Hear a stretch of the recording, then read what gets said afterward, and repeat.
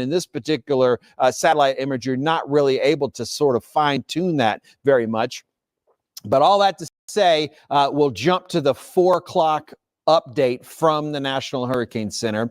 And what we're seeing is still movement at 20 miles an hour to the west-northwest. And those maximum sustained winds have been holding steady at 140 miles an hour. And so that's still a Category 4 hurricane. But we do expect within the next 12 hours to drop below that threshold to become a Category 3 hurricane. And then at this point, we're optimistic. We're hopeful before it gets to the Yucatan Peninsula that it weakens to that Category 2 hurricane. And the forecast track continues to take it into the Gulf of Mexico. Confidence also continues to drop once it gets into the Gulf of Mexico, at least some. And then we would have to see on a lot of different steering factors as far as where this system, at least the center of the system, ends up heading. But as I mentioned, right to the south of Jamaica right now, as we are watching this system move into the Gulf of Mexico. And eventually at this point, if we want to look at the long range, we are expecting to see a Mexico landfall from Beryl, and it would be happening late in the day on Sunday and into early Monday morning is the timing on that. You'll notice, see how we've got some differences in the spacing between these icons.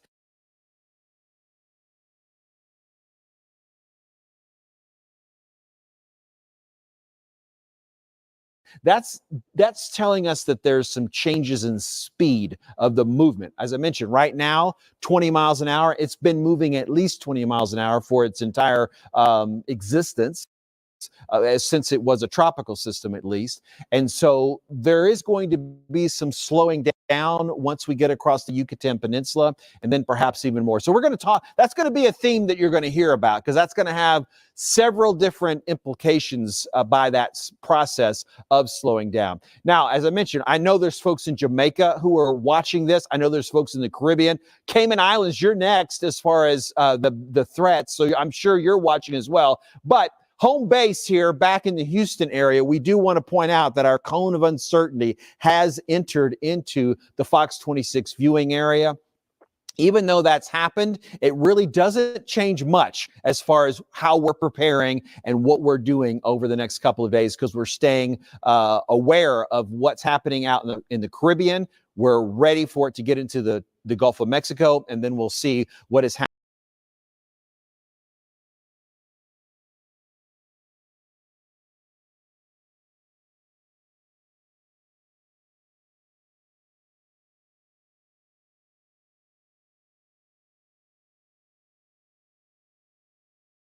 The strongest hurricane in June, the strongest hurricane in July, the earliest Category 4 hurricane on record. On its landfall near Carriacou Island, we had those 150-mile-per-hour max sustained winds that happened on the 1st of July at the start of this week at around 11 o'clock in the morning. Here's some of the damage that's been done in and around the islands through the Windward Islands. Here's St. Vincent before and after. You can see the structures here, the vegetation, the Prime Minister of Grenada talking about the total complete destruction of vegetation and agriculture. And you can see this is what it looks like here on these tiny islands here in St. Vincent. All of the brown you see are snapped trees and twigs and everything that's just been completely eroded away by the power of this storm. I want to take you through the history of Beryl because it's really stunning, and it's something that's going to be talked about for a very, very, very long time. It is now the benchmark for some of the strongest storms in the Atlantic Basin. We kick things off on this past Saturday, June 29th. Beryl becoming the strongest tropical storm this far east in the tropical Atlantic as it makes its approach to the Lesser Antilles and the Windward Islands. From there, we continue to see strengthening into the day as we see the farthest east a hurricane has ever formed in the tropical Atlantic during the month of June. That's just during the month of June itself. As we watch rapid intensification continue, in fact, we saw rapid intensification from a tropical depression to a major hurricane in just 42 hours, a stunning stat, becoming the first major hurricane east of the Lesser Antilles in the month of June, that occurring at 8 o'clock in the morning on June 30th. wasn't just a Category 1 hurricane, Category 2, but a major hurricane, and then from there continued to strengthen on approach to the Lesser Antilles. But the most impressive still to come, as it moved through the Lesser Antilles, continued to intensify, becoming the earliest Category 5 hurricane on record, beating Emily back in 2005.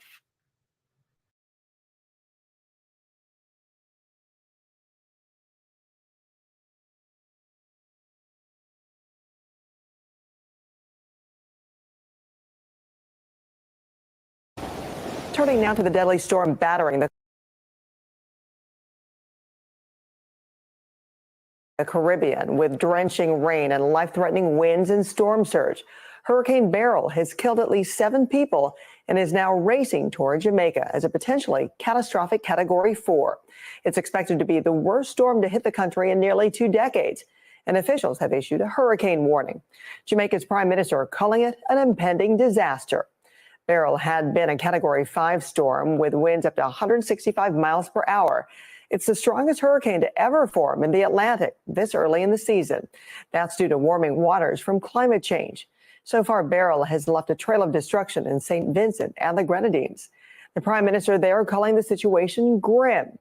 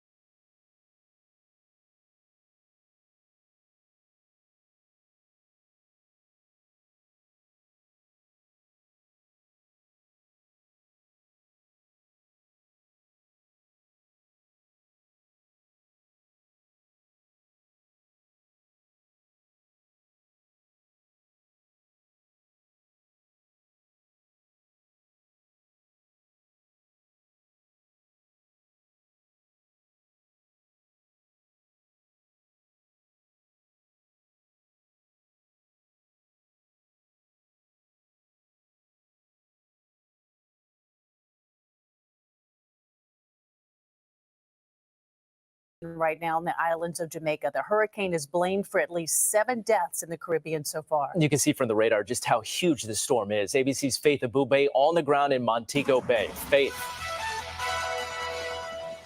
Yeah, we just heard thunder just as you were coming to us. This is the most intense the winds have been since the day started, since the storm started moving closer and closer to us here in Montego Bay in the northern part of the island. The rain bands are also moving in. And so we're really in and now. Things are intensifying. The conditions are deteriorating. But it's really the southern part of the state that the country really that's feeling the brunt of the storm right now. They are being drenched at this point.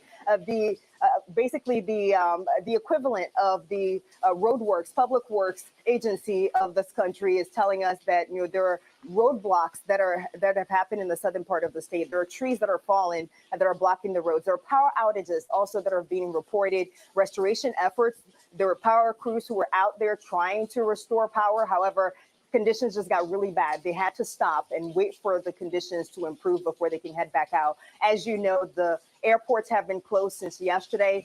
The airport in Montego Bay, Ocho Rios, Kingston, they're all closed until the storm passes. We're currently under a curfew. It started around 6 o'clock this morning and will end around 6 p.m. if conditions improve. So at this point, though, government officials are telling us there have been no casualties that have been reported here in Jamaica. There are 900 shelters that are open across the island, about 500 people who are in those shelters right now. There are low-lying areas that are flood prone. People are being told to evacuate that area. But local officials say that there are some people who want to stay in their homes. They don't want to leave. And so they're watching all of those closely. Now, as far as how prepared they are as a country, the prime minister says that they are as prepared as they could be. They're on their highest alert ever. They're ready to deploy the police. They're ready to deploy their equivalent of the National Guard as soon as the conditions improve here. So we'll continue monitoring the situation and bring you up to date if anything changes. Back to you guys. Faith, we know you and your crew will stay safe, but we hope that we'll get updates and positive outcome as that island continues to ride out the storm. Faith, thank you.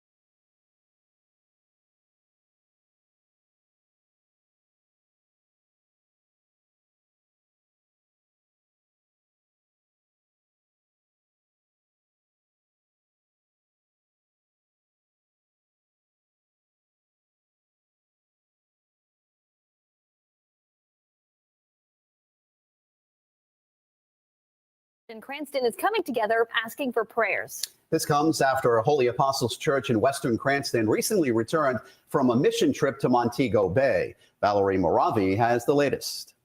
Well, a prayer knows no distance, and even though we're 1,600 miles away from Jamaica, the Holy Apostles Church in Cranston is asking people to join in prayers for safety and protection for those in the path of Hurricane Beryl.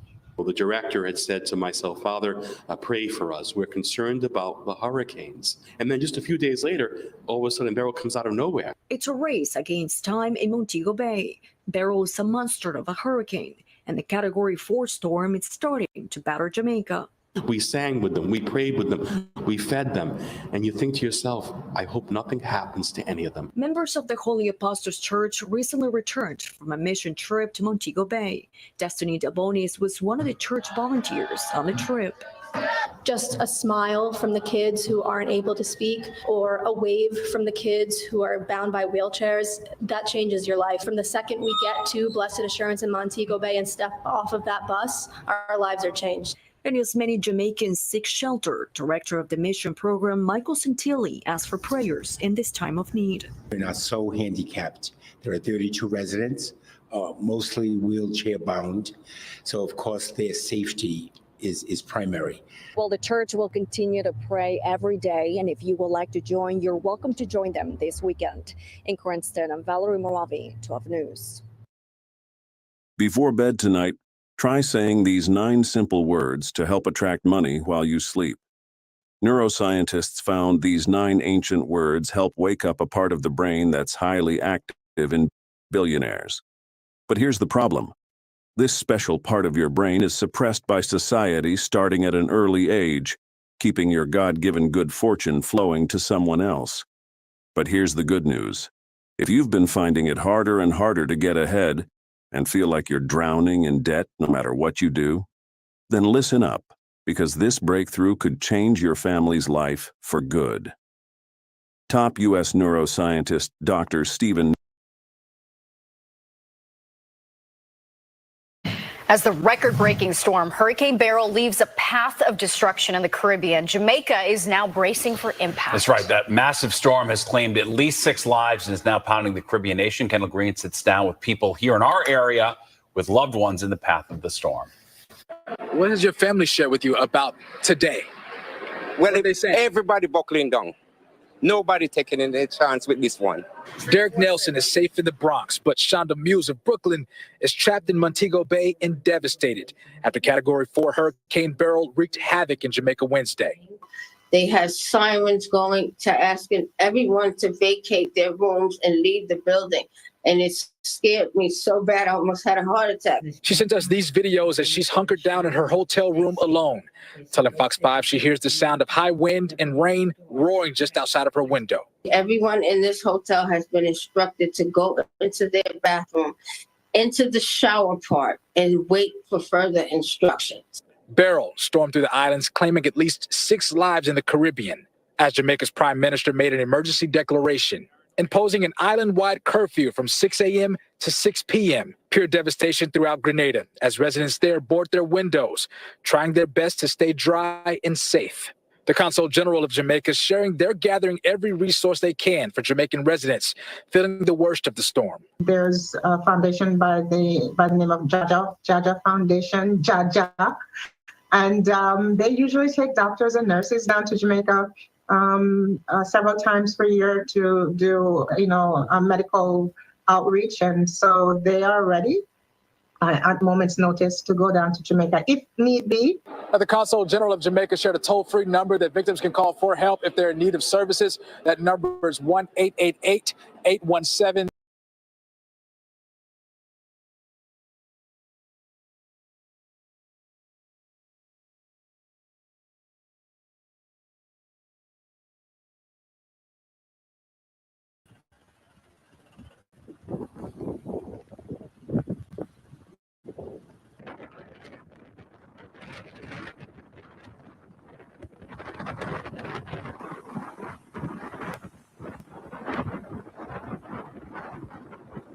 Don't know who best be able to answer the question. I just want to know, is there any mandatory evacuation for people in the low-lying areas? I've been in constant communication with all of my colleagues within the CARICOM region at a political level, from all of yesterday into the wee hours of this morning and today. So they are on standby to provide any assistance that is required.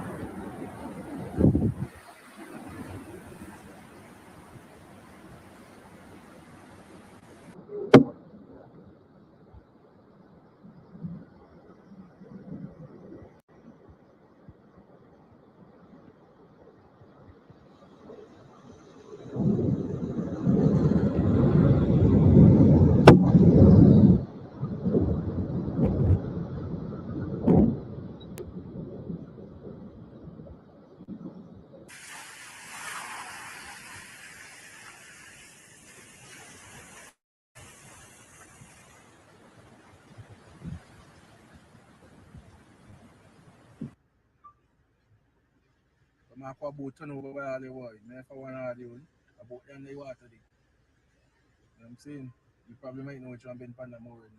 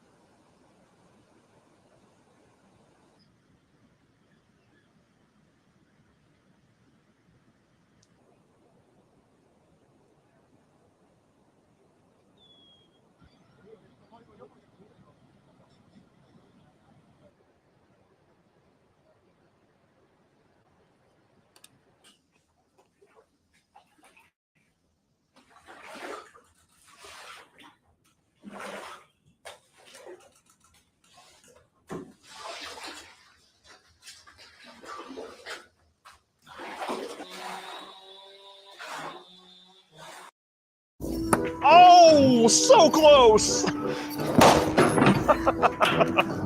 You can always settle.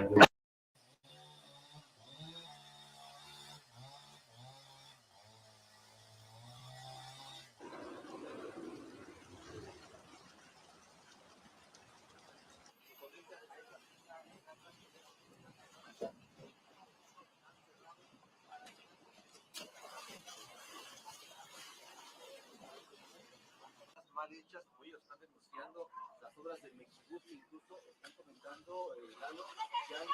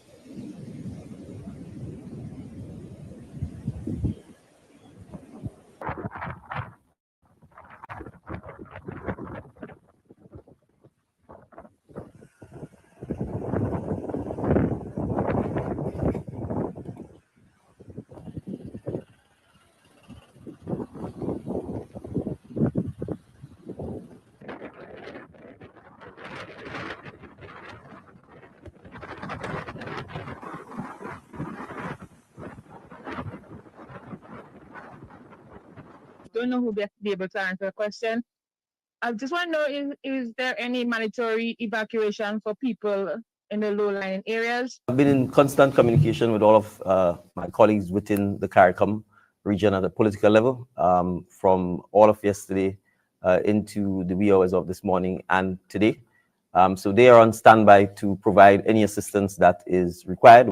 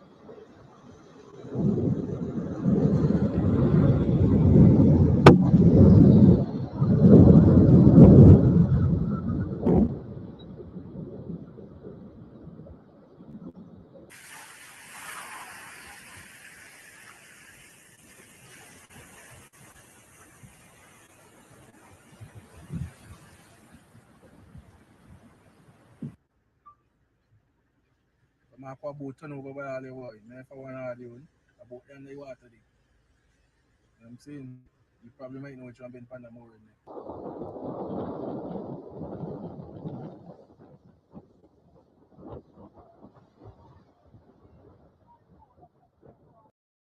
Tired of overpaying for rent? What if we told you that you could live somewhere for only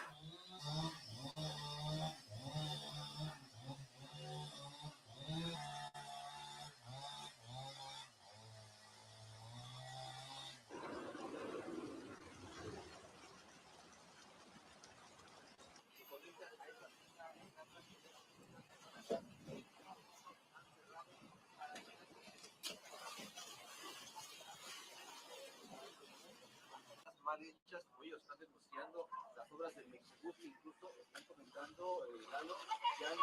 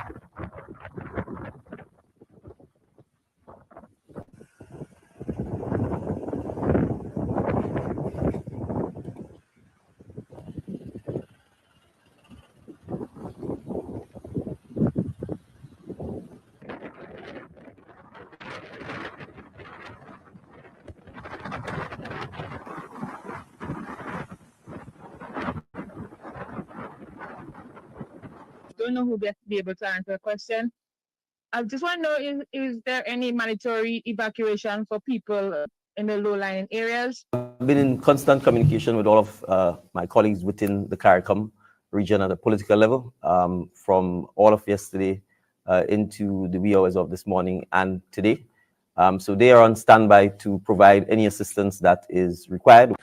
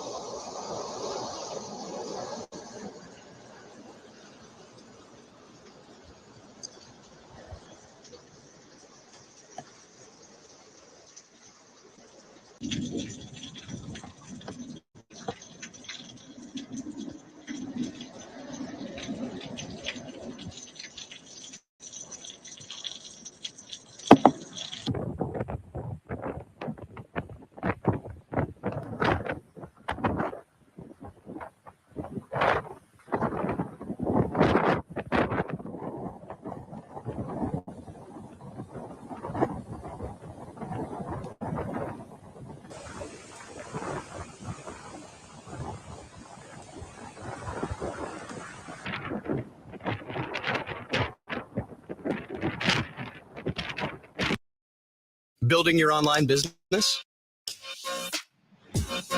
Go to Wix.com and set up your store on a single integrated platform.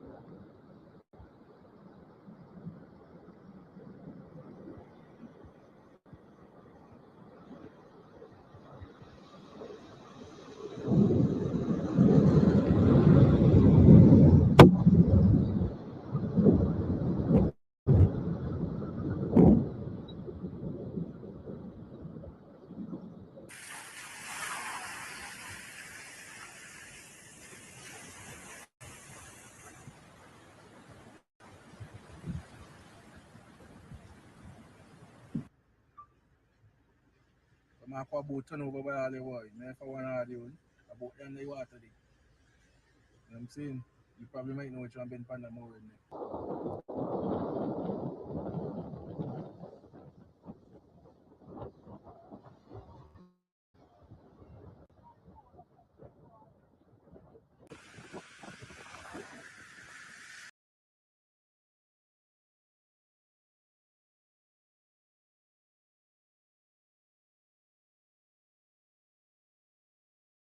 Here to show everybody what it's currently like in Jamaica. And as we do this, folks, as a reminder, we're here to answer your questions interactively. In fact, that spinning wheel, that could be one of two different things. That's either the internet letting us down or oh, no, it's back. Cameras might not be that accessible going forward in the hours ahead, Rebecca, with this storm hitting Jamaica at this hour. Absolutely. You know, the wind sensors fail, equipment fails when the actual hurricane is hitting, when they're getting those hurricane force winds. And right now it's just looking pretty breezy out there and overcast. We're not seeing the brunt of the storm on that particular camera. And the strongest of the storms and those hurricane force winds are still to the south and east of Kingston. And so it looks like the eye wall is going to scrape Jamaica. It'll come down to basically the National Hurricane Center estimating whether or not the eye wall actually breached Jamaica. It may slide just to the south of it and we wouldn't get an official landfall, but the current forward motion suggests that especially that southern little peninsula right there might get a landfall. And so that's just something we're going to have to wait and see. It's not as perfect of a storm as it was. You can see we don't have that clear defined eye on the infrared satellite. It's a little better on the visible satellite, but the resolution wasn't as high. And so I chose this satellite just to show you where the storms were still developing and where we're also seeing a little bit of weakening with the convection on the southern and eastern side of that system. We're getting regular updates, of course, from the NHC. Let's send Rebecca over to the wall to break down the very latest because Beryl is still a Category 4 major hurricane, Rebecca, at this hour. A very powerful storm. Now, we do know storms that are weakening as they make landfall do a little bit less damage than storms that are strengthening as they make landfall. And the storm's also moving very fast. So those are two things working in favor for Jamaica, is that the duration of time that this storm will impact the island is shorter as a result of that fast forward motion. And we do anticipate some weakening. Hurricane Hunter aircraft are flying through the system right now, and they've been flying through it throughout the day. And so some of our data comes from that. Some of our data comes from the buoys and sensors that it passes over. But that latest 2 o'clock update is that the maximum winds are at 140 miles per hour. So it's still a Category 4 storm. That minimum central pressure sitting at 959 millibars, and it's moving to the west-northwest at 18 miles per hour. So that's still very fast for a tropical system, but it's not as fast as it was moving yesterday. If you remember yesterday, it was moving at 22 miles per hour. And so that forecast track's getting updated every hour because it's impacting land. And so they still expect it to become a Category Category 3 storm, but they've moved back the timing on that by almost 24 hours. Now, instead of it being a Category 3 storm this evening, it's expected to be a Category 3 storm by tomorrow morning. And so after that, weakening to a Category 2 storm as it approaches Cozumel. And so it looks like Cancun and possibly northern Cozumel will be on the dirty side of the storm with the higher storm surge and the higher winds, and possibly down in Belize, less of that storm surge threat because of the direction that this storm is hitting that coastline. After that, it will become a tropical storm as it re-enters the Gulf, but even the National Hurricane Center is forecasting it to become a weak Category 1 hurricane by Sunday morning before impacting southern Texas and northern edges, northeastern Mexico there. And so this is Sunday night into Monday. So that timeline has slowed down by a day as well. And so that forward motion slowing just a little bit, also slowing the impact time down a bit as it makes its way through the Gulf. Also, intensification has changed. Instead of it just making landfall as a tropical storm, they expected to make that final landfall as a Category 1 hurricane. And so the Hurricane Hunter aircraft are flying through this right now. They always fly the same pattern. And so you can see it right here. And what the raw data is showing is that they found some 10 seconds wind speeds of 160 miles per hour and the surface pressure of 951 millibars. And so that is considerably lower than what they released with their 2 o'clock update of 140 mile per hour winds. And so sometimes these wind speeds that we're getting from the raw data aren't interpolated for what you can expect at the surface. And so that's why you might have that disparity there, but still a very powerful system, still pretty well organized. And so we don't have the storm surge product that we use for Florida for Jamaica, but they were expecting 6 to 9 feet of storm surge. This is a wave heights forecast. And so the center closer to the eye as it approaches this part of the southern and eastern part of Jamaica here, just to the south of Kingston, you can expect wave heights in that 30-foot range. And so really, really huge waves, unsurvivable waves, if you will, out in the Caribbean right now. Now, the wave heights do calm down as the center is over Jamaica itself. And at this point, it's the northern side of the island that will start to see the worst of the wave. So this is all going to be really threading the needle as to where the eye ends up over Jamaica. And if we get the dirty side of the storm slamming the northern portions of the island, or if it stays to the south and the northern portions of the island are really spared from that sort of activity. But we could see 15 to 20 foot waves on the northern side of the island if that scenario plays out. Now, as soon as the eye gets back out over that warm water and clears Jamaica, we see the wave heights go back up to that 30-foot range. And so that'll be all to the south of Cuba. Cuba won't see much from this, that 5-foot range for Cuba on the southern in terms of wave heights. But as this approaches Cozumel, now we're looking at 15 to 20-foot waves in Cozumel and Tulum. In Belize, you're only looking at 10-foot waves. So you're on the nicer side of the system there. Once it gets back into the Gulf, the wave heights in the Gulf will be 10 to 15 feet at peak. And that's what will approach Brownsville and possibly Tampico, depending on where it ends up along the coastline here, as it does continue to get a little bit better organized before that final landfall.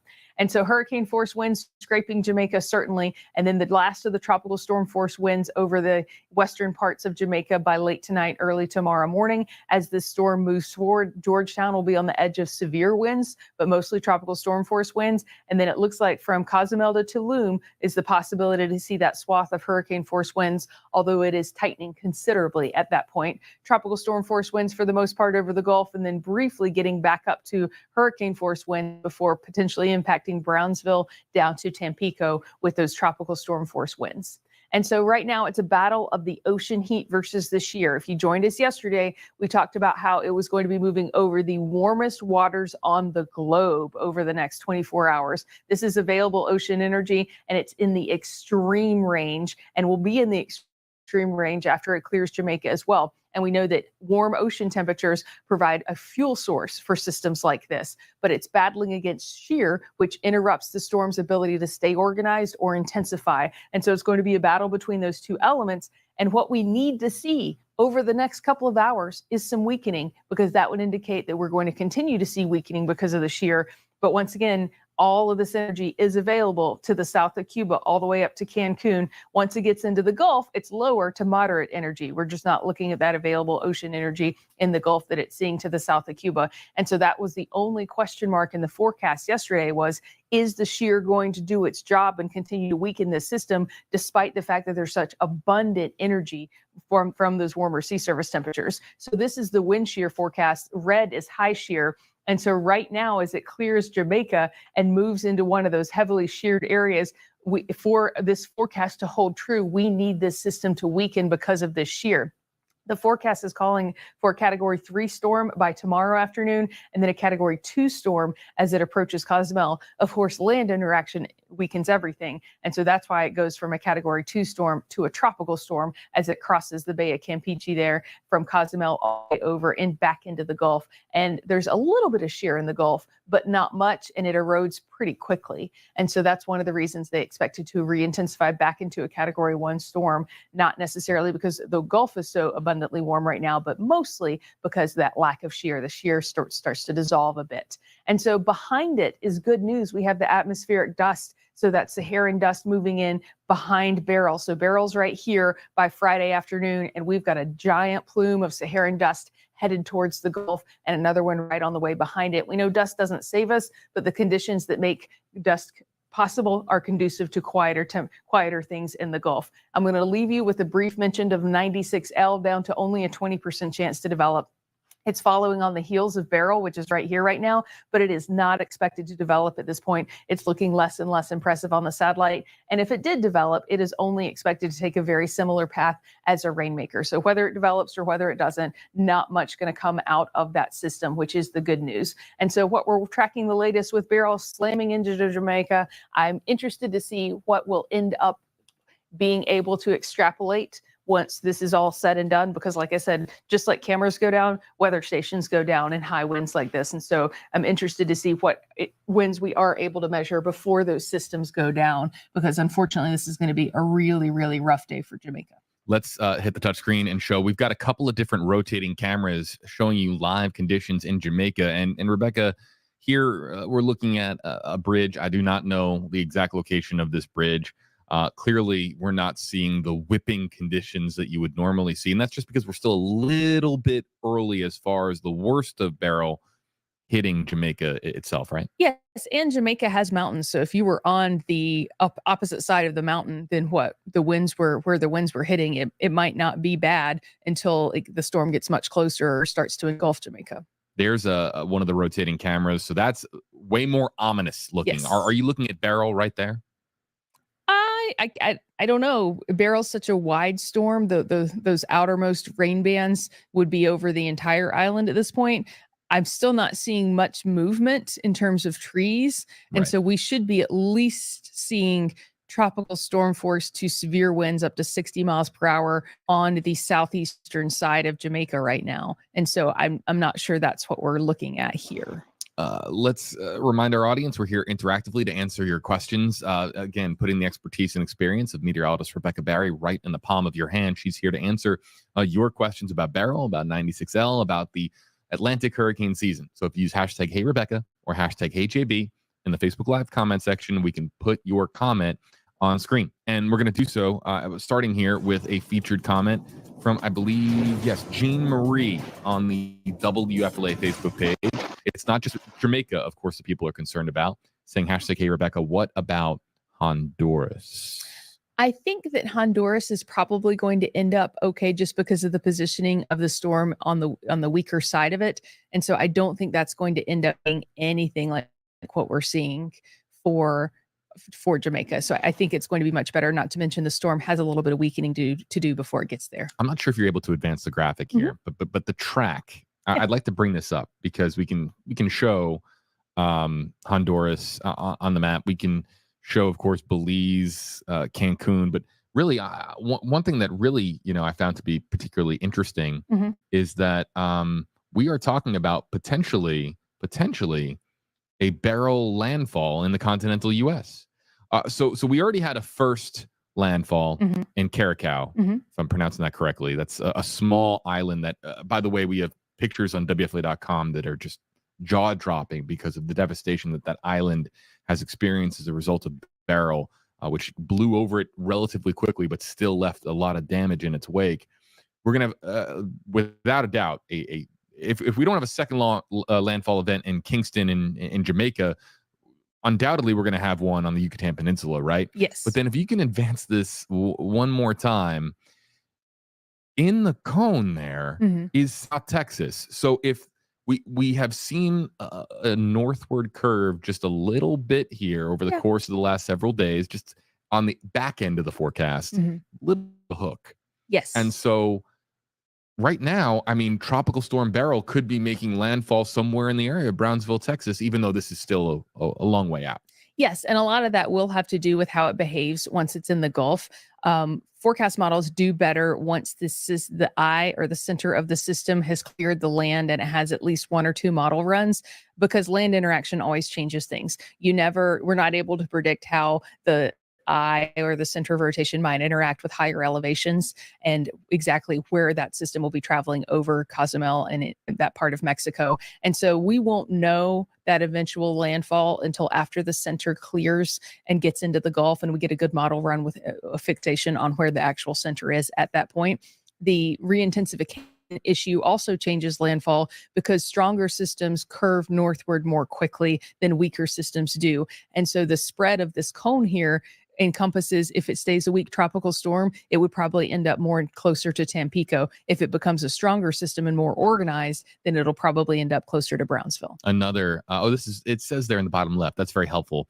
Kingston City Live. So you can see that there's clearly some precipitation on the camera lens as we look out on the city itself. No doubt it's raining there, at least. I don't know how hard it's raining. Oh, there. Okay, so we have some camera movement here. This is very helpful. We're not controlling this feed. We're just tapping into it. There's the shot of that same bridge that we had earlier. It says earlier. It's the Flat Bridge Live. Ah, there it is. Across the left. bottom there. Did I miss that earlier? I might have. I missed it too. Yeah. It looks a little breezier than it did earlier. I'm happy to see that the river is not over the bridge. Storm surge would be an issue right along the immediate coastline on the southeastern portions of Jamaica.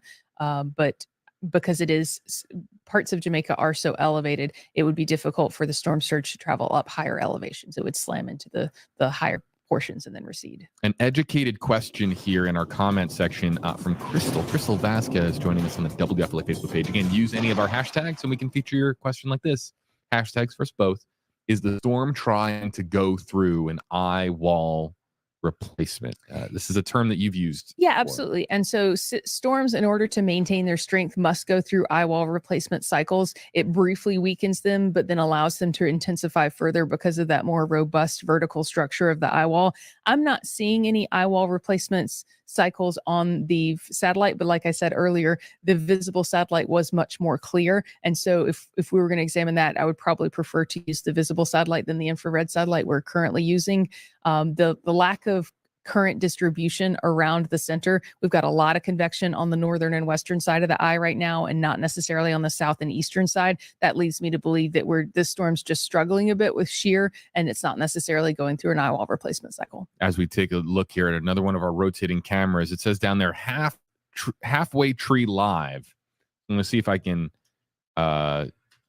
get an idea as to exactly. I would imagine this is going to be in Kingston. Mm-hmm. And here we have another one, Kingston City Live. So you can clearly, visibility is weakening as, literally the minutes go by here on this live stream. Happy to know it's not just an American phenomenon that right in the middle of the storm, somebody's driving through it. That's right. There's a little car there. You would imagine that officials in Jamaica have encouraged people to stay off the roadways at this point. However, there's always somebody. It's always somebody in a pickup truck who's like, you know what? My truck is built for this. I'm gonna send it. That's right. Well, if you're watching from Jamaica, we hope that you are in and that you have found a safe place to kind of ride out the storm, because this could get pretty ugly in the hours ahead. Next question comes in from Edwin. Again, use hashtag Hey Rebecca or hashtag Hey JB if you want your comment spotlighted. Watching from Texas, a tropical storm or depression when it hits the San Antonio area. This goes back to our talk about Texas. And so we could see rain, especially once the system gets weaker. They tend to become very disjointed. The rain is not evenly distributed around the center. Weaker systems, usually the rain is further away from the center than the stronger systems. And so you could end up with tropical depression-like weather in southern Texas there for a day or two, especially if it starts to get caught up in those stronger upper level winds and stalls out for a day or so. So it's possible, but it's not something that's easy to predict at this point. We really need the system to get in the Gulf for about 6 hours before we have a better idea and can start point forecasting what it'll be like in Texas versus what it'll be like in Mexico. Let's go to this one here from Bella. People love Cancun. They do, whether it's a cruise stop or whether you're going there to hang out on the beaches. Have a good time, right? Yes. Bella wants to know how it's looking for Cancun. And look, if you're looking at Cancun on a map, Rebecca, and I'll bring up the map alongside you. Yeah, it's not looking great for Cancun and Cozumel. No, it's worse for Cozumel than it is for Cancun, but Cancun's still on what we call the dirty side of the storm because the onshore winds, air goes counterclockwise around the center of the eye. And so the winds will be onshore for several hours there, bringing the highest storm surge and the highest waves there, along with the highest wind speeds. The only good thing about Cancun is that it has pretty decent structures. And I anticipate them, on basically it'll clear them on Friday, on Saturday morning, kind of hosing out the shops and breaking out the tequila. If I remember Cancun as it was 20 years ago. I mean, right now, that there are people in Cancun and Cozumel. They're having a hurricane party. They're having a hurricane party. They are, because it's not there yet. Even though it will, of course, Beryl will be there in the not too distant future. Let's go to this comment from Janet. Yeah, on the WFLA Facebook page, #Hey Rebecca. What will the storm do to the Montego Bay area? I think they can expect at least 6 feet of storm surge.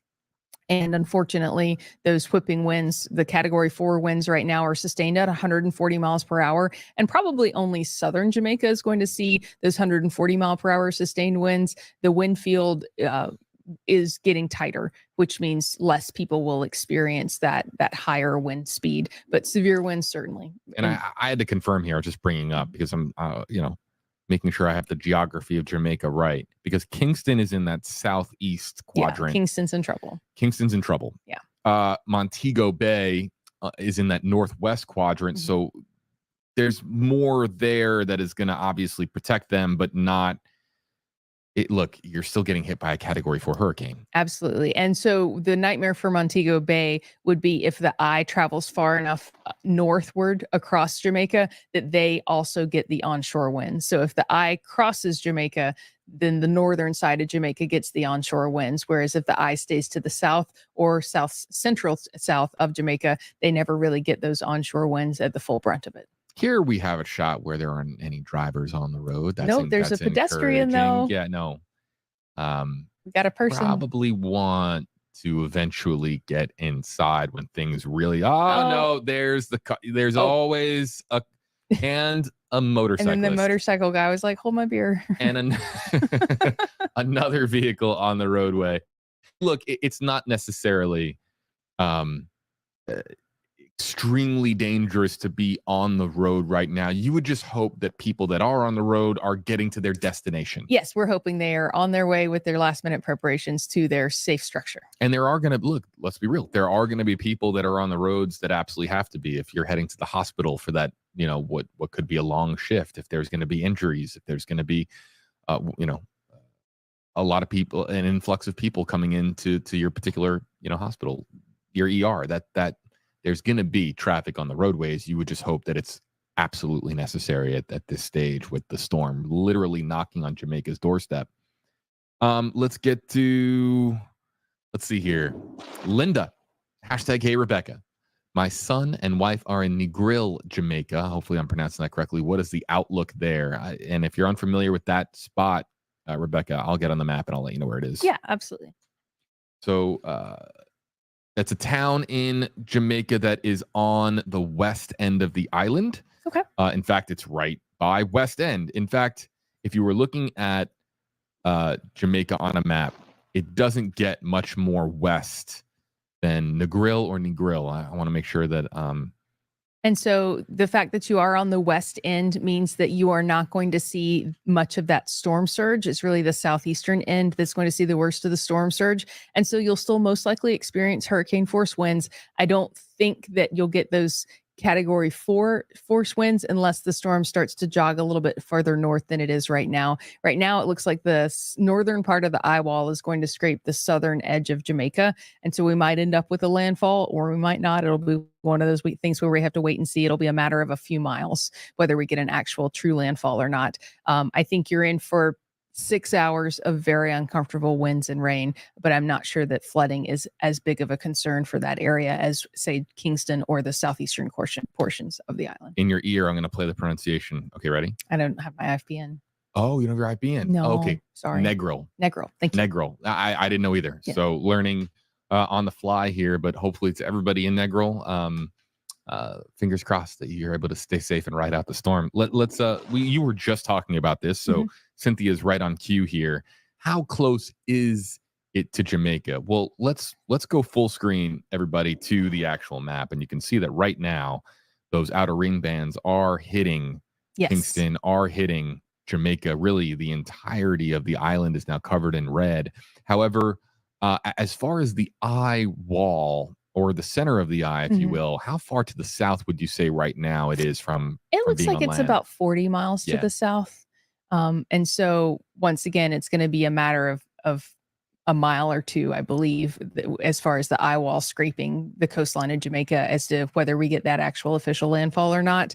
But it does look like the southern edge of the storm, if you're to watch the eye, you can see how it degrades a little over the past couple of frames of and notice how we're finally starting to get the convection. The brighter color reds are thunderstorms and convection firing up. Leading up until about 2 hours ago, we weren't seeing much of that on the southern edge of the system at all. That's an indication shear is weakening the system when we don't have that evenly distributed convection. But now we are getting a burst of convection around the southern side of that eye, and it is going to wrap around. And so perhaps the shear has done a number on the system and it is trying to recover. But I would think between the land interaction and the shear, it'll be interesting to see how long the system's able to hold on to these powerful winds and when it does start to basically downgrade.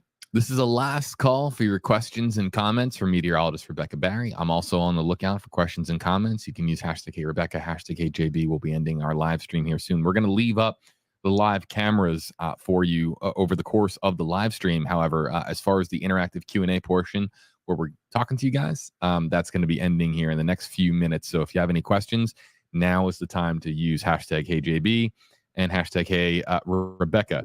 Let's go to Janice really quickly with a follow-up on Negril, saying that it is the most beautiful spot in Jamaica. Praying for them there. Yeah, praying for everybody in Jamaica right now. Yeah, it's just hard to watch because, especially with the curveball of being an island, they can't drive out, and they have a limited number of resources to get people off the island and get resources on the island to help with a situation like this. It's a completely different game than a Florida mainland hurricane where you can just drive a couple of hours and be completely out of danger. And so my heart hurts for these island communities. I hope the infrastructure holds. Unfortunately, a lot of times storms like this do basically wreak havoc on any weakened infrastructures.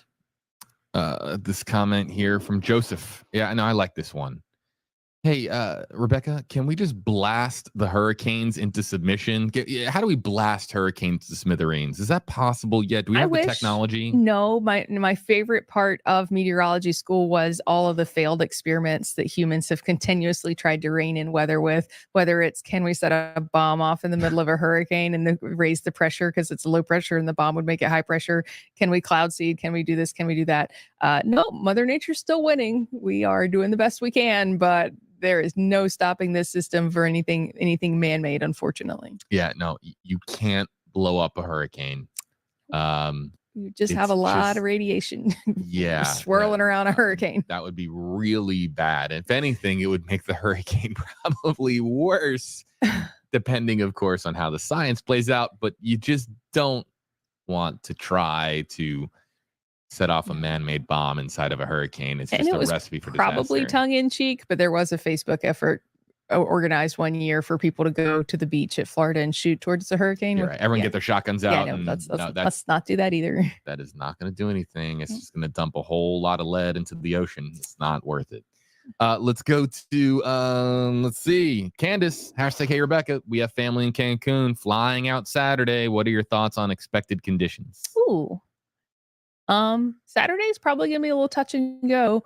I would also think that so let's go ahead and play the forecast track out here for you. So this is Thursday at 8 p.m. It's a category 2. It's approaching Cozumel and Cancun Friday morning. And so by Saturday at 8 a.m., it is well offshore of Cancun, but I would be worried about the flights being delayed the day before as to where all those people are going to sit on the planes. And so because of the ripple effect, I would think that it's possible that their flight may be delayed, not necessarily because of the storm. I think Saturday morning it will be safe to fly out of Cozumel as well as Cancun, but I think that the backlog from not being able to fly out the day before may cause some travel issues on Saturday as well. And Chris was asking in our comment section about any videos coming out of Jamaica. We're going to our live stream, and I think this is frozen. Our live stream isn't going to end with our interactive Q&A. We're going to leave up these cameras for you. We might cycle back and forth with the forecast as well. There's the camera moving. So that way the people can keep an eye on the live progress that Beryl is making as it gets closer and closer to Kingston, to really the most populated areas of Jamaica itself. So any final points, Rebecca, as we wrap up the live stream? I know that we're going to be talking about it tonight on WFLA News Channel 8, but Beryl still would you believe it, still a Cat 4 hurricane hitting Jamaica. Still a Category 4 hurricane. I'm interested to see how the storm surge does there, because it goes from very deep to very shallow almost instantly there. And so the nightmare for what we talk about on the Florida coast is how slowly the elevation goes up in the Gulf, and how that would be a higher nightmare scenario for storm surge, whereas this would probably be a better case scenario because it is such deep water up against such a high elevation. And so I'm interested to see how that plays out. I'm also very happy to see that 96L is not basically rinse and repeat. That's a great point, because while it might have been largely inconsequential for the United States, 96L could have been a real problematic double whammy for places like Jamaica. And so super fortunate. We'll continue to track 96L, no doubt, folks. But as Rebecca noted earlier, just doesn't have the same organization as it did with our previous, when we were live with our previous episodes earlier this week, which of course is welcome news. We're going to continue, of course, our Tracking the Tropics team here at WFLA. We're going to continue to monitor the progress of Hurricane Beryl. We're going to leave up the live cameras. A landfall event might not happen because of the storm being a little bit to the south of the island itself. The center of the island might not cross over land, but make no mistake about it, folks. Jamaica is getting hit by a Category 4 hurricane, and the impacts could be devastating. To all of our friends out there in Jamaica, please stay safe. Keep you and your family, your loved ones safe, and all the best of luck to you. We'll continue to have reports as to what's happening in Jamaica, and of course, continuing to follow Beryl as it gets closer to Mexico and Belize. All of it on trackingthetropics.tv, WFLA.com, where we, of course, post our articles with updates as the news occurs. So thanks so much for joining us here on this edition of Tracking the Tropics. For meteorologist Rebecca Barry, I'm JB Buna. We'll see you next time. Again, our regularly scheduled episodes, Tuesdays at 12:30. We have additional episodes as needed. Thanks so much for joining us. We'll see you next time. Find Tracking the Tropics on these platforms. And for storm updates, the latest models, and helpful resources, visit trackingthetropics.tv.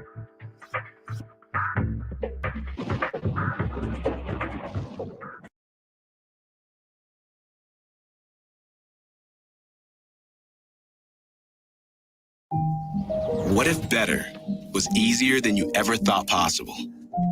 If you could try something different and actually feel good about doing it. What if all you had to do? Turning now to Hurricane Beryl and the triple weather threat in the forecast. The monstrous Category 4 storm is slamming Jamaica with 140-mile-per-hour winds. Jamaica's prime minister has declared the entire island a disaster area as residents flee the coasts and with power knocked out to thousands. In Northern California, a massive wildfire has burned thousands of acres and forced thousands more to evacuate. And more than a dozen states are under excessive heat warnings with potential record-breaking temperatures expected through the weekend. But first, more on Hurricane Beryl from CBS's Tom Hansen in Montego Bay, Jamaica. Hurricane Beryl swiped the southern coast of Jamaica with such ferocity it ripped away roofs, downed power lines, and uprooted trees. Downgraded from a Category 4, Beryl still packed a powerful punch, bringing strong winds, heavy rains, and storm surge, causing flooding and destruction across the western Caribbean island. This is what conditions in a Category 4 feel like. We are being pelted with rain. You can see palm trees are being bent over. We've already seen a couple fall down. We're hunkering down because it is just too unsafe to be on the ground in this ferocious storm. The winds were so fierce, a portion of this roof was blown off at the International Airport in Kingston, leaving a large gaping hole. The capital of Kingston sits on the coast, and the mayor was begging people to leave on buses ready to head inland. Even if it don't hit us directly, right, and we are about preserving people's life. But despite warnings to evacuate, some residents still hunkered down in their homes, prepared for the storm. I have no control over what is coming, so I just have to pray that all people of Jamaica is safe. And Adriana, this storm is far from over. You can see it behind me lashing the coast. Now, the storm will make its way away from Jamaica overnight. Then it will set its sights on the Cayman Islands and the Yucatan Peninsula. That's where experts say it could lose some steam. Adriana. Tom Hansen, stay safe. Thanks to you and your crew for being there. Did you know you could be entitled to a 5- or 6-figure payout if you were in a traffic collision within the past 2 years? Yes, even if you weren't the driver. Just click on the link around this video to discover. Hurricane Beryl is roaring across the Caribbean as a powerful Category 4 storm. Now, it's headed right now towards Jamaica and the Cayman Islands. So Beryl is losing some of its intensity right now, but it's still forecast to be near major hurricane strength when it passes near or over Jamaica today. The country's prime minister last night declared the entire island a disaster area for the next week. At least 6 people have died after Beryl slammed islands in the southeast Caribbean on Monday. First, we're most concerned about Jamaica, where we're expecting devastating hurricane force winds, life-threatening storm surge, and damaging waves to overspread the island in the next few hours and continue into this evening. Everybody in Jamaica needs to be in their safe place and be prepared to stay there for at least the next 12 hours. Jamaica must take this hurricane seriously. If you live in a low-lying area and an area is historically prone to flooding and landslide, or if you live on the banks of a gully, I implore you to evacuate to a shelter or to safer ground. The situation, as you can imagine, is dynamic, and the government continues to monitor developments and will provide regular updates. ODPEM is leading the National Disaster Response. The National Emergency Operations Center, the NEOC, has been activated, and all relevant agencies are on high alert. The JCF and the JDF will be fully mobilized to maintain public order and assist with disaster relief as soon as the hurricane has passed. The security forces have developed strategic plans to counter any potential threat.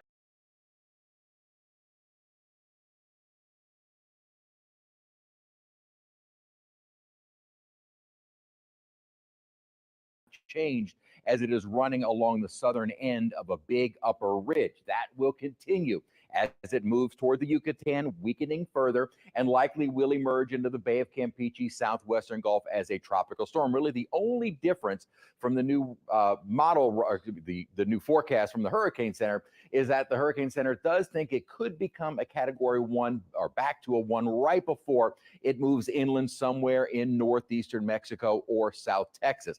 A lot of wind, rain will be the main issues there, but at least it will be a weakening storm. That wind shear on the northern and western side of it will continue to plague the storm over the Yucatan. Notice this big upper low as it moves toward Mexico. That wind shear is still going to be there. Might let up a little bit just before landfall, but enough that it'll keep it as a weaker storm once inland over Mexico or once near the coast of Mexico and South Texas.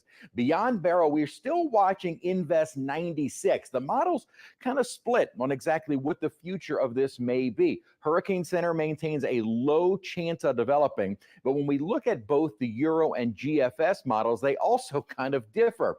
The GFS is in red, the Euro is in green. Notice they kind of keep maybe some semblance of that surface low toward Jamaica, not nearly as strong. And then as it continues toward the Yucatan, really nothing there. We start to see maybe the GFS trying to fire up something as it continues toward the Bay of Campeche and almost in the exact same location. Not to say this would be an organized or named storm, but certainly looks to be more of a rainmaker. We'll watch this closely. What would be amazing is that if this were to be named, this would be the fourth making a landfall potentially in almost the exact same location. Alberto, Beryl is on its way toward Mexico. Chris, and possibly our D storm could all be making their way toward the east coast of Mexico. It just has a bullseye on them this year, unfortunately.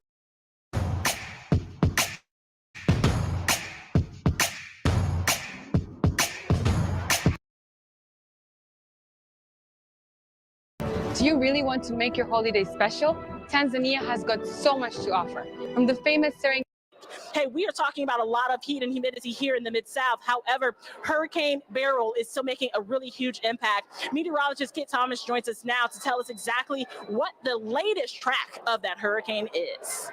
Yeah, Danielle, we've seen this hurricane reach Category 5 intensity, and recently it has been weakening today, leveling off right around 140 miles per hour, which is Category 4 strength. And the National Hurricane Center forecast has it weakening as it eventually approaches the Yucatan Peninsula in Mexico, but then it re-enters the Gulf of Mexico, and that could re-strengthen it back to hurricane strength. Now, we do have several areas along the Quintana Roo coast under hurricane warnings. Right now, it's over Jamaica, and it's been battering it with the northern eye wall, but it hasn't quite made landfall. That's where the center of the eye crosses the shore. It's just been that northern eye wall, and as we see on the western side of the island, still getting hammered with heavy rainfall, winds at 140 miles per hour. Pressure has been filling up to around 960 millibars now. But as this continues over the next couple of days, by Friday, it'll be making landfall in Mexico, back over the Gulf of Mexico.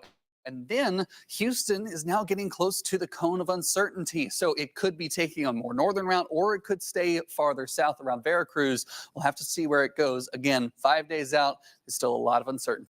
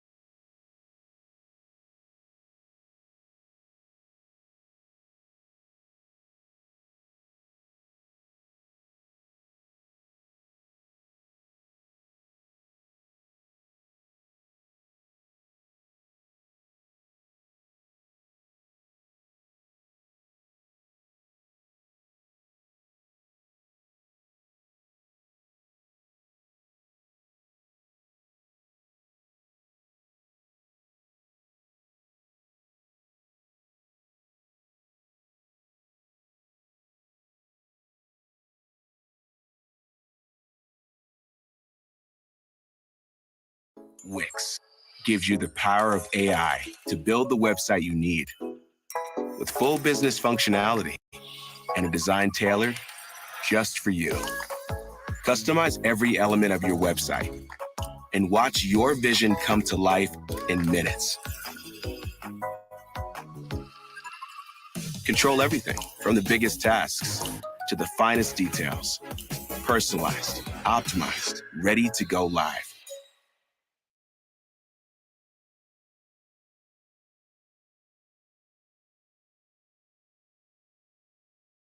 Hey, Mayor, did you know that the buck has the backs of drivers 50 and over? Who's the buck and who says I'm 50 and over? Who's the buck? The Hartford buck. You could save hundreds when you switch to the Hartford. Okay, maybe I am over 50. Ah, now I got you. With the Hartford, you'll get great savings and special benefits like accident forgiveness, giving you peace of mind when you need it. The buck really does have our backs. Contact the Hartford for your free quote today.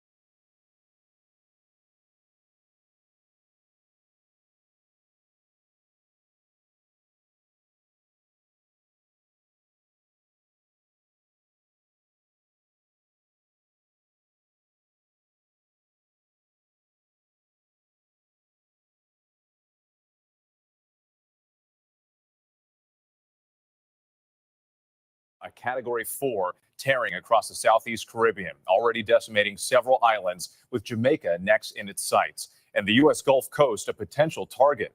At one point, it was the earliest Cat 5 hurricane ever in the Atlantic. Winds now up to 155 miles per hour. It's currently moving over open water, with the path taking it into the Gulf towards either the coast of Mexico or possibly Texas. New video showing the widespread destruction left behind in the storm's wake. Thousands of homes and businesses leveled on an island in Grenada. No power, roads blocked, many people now living in emergency shelters. The prime minister there calling the situation grim. Stunning images from hurricane hunters flying back into the eye of the storm. The hurricane expected to pass near or over Jamaica tomorrow with a storm surge of up to 8 feet, likely causing life-threatening flash flooding and mudslides. Tropical storm warnings also posted for Haiti and the Dominican Republic. The historic hurricane supercharged by record warm waters in the Atlantic. ABC's Faith Abube leads us off in Jamaica. The strongest hurricane ever in the month of July taking aim at Jamaica tonight after decimating several Caribbean islands and causing death and widespread destruction. New video showing Hurricane Beryl's fury as it roared ashore in Grenada. There goes another roof. 150-mile-per-hour winds ripping off roofs, bending trees, and shredding power lines, drenching neighborhoods with torrential rain. Stunning drone video showing the extent of the disaster, homes torn apart. Nearly every building on the tiny island of Carriacou damaged. The situation is grim. Authorities saying at least 6 people were killed. This is my room. Tammy Duncan touring what's left of her home in St. Vincent and the Grenadines. Her roof gone. Yep, I'm homeless. You're downstairs in your home and you hear the roof like just ripping is a scary thing. I was trying to hold my son, hold my composure. Beryl's outer bands lashing Puerto Rico and the Dominican Republic today. But forecasters warning Jamaica will take a far more devastating hit. Many here lining up for supplies. We caught up with Americans desperate to get off the island before Beryl strikes. As it's starting to get a little stronger and looks a little more serious, we felt like if there was an opportunity to get out, we probably should. Reed Kirk and more than a dozen other missionaries from Texas saw the forecast and cut their trip short. You're getting emotional. Yeah, we love this place. We love this place, and we love the people here. And we have a special family here that serves, and I hate to leave them. I want to take them back. And with here in Montego Bay, people are bracing for the brunt of Hurricane Beryl, increasingly concerned about what the storm could bring. We're also learning that as this hurricane approaches, the airports are closing tonight and hunkering down. Whit. Faith Abube, thank you. Let's get right to meteorologist Greg Dutra from our ABC station WLS in Chicago. And Greg, another possible landfall in the next 24 hours now. Yes, that's absolutely right. You're, of course, talking about Jamaica, and Beryl has been a record-setting beast. It's the earliest Category 5 storm in Atlantic history, on record, going all the way back to the 1800s. Right now, it's a Category 4. Winds are up to 155 miles per hour at last check, and tonight it does set its sights on Jamaica, where it could make landfall, by the way, making it the earliest to ever do so. And regardless of if it makes direct landfall or not, it's going to bring the 8-foot storm surge and winds to 130 miles per hour. Now, the good news is that the storm does run into unfavorable conditions later this week. It weakens to a Category 1, but notice the end of the track. It brings it into the Gulf. Southern Texas, you need to still be on alert, as some of the models do take it over you. In the West, another surge of heat. 4th of July, triple-digit heat from Phoenix all the way north up to Oregon. And the South is baking tomorrow, too. Nashville with the heat index of 105, and that heat is fueling storms as we speak. Kansas City got up to 106 degrees today. Now they have possibly some damaging winds moving in with storms tonight, and there's a tornado watch that extends from Des Moines all the way to the Quad Cities. It's already seen warnings. Whit. All right, Greg Dutra, it's great to have you. We appreciate it. Thank you.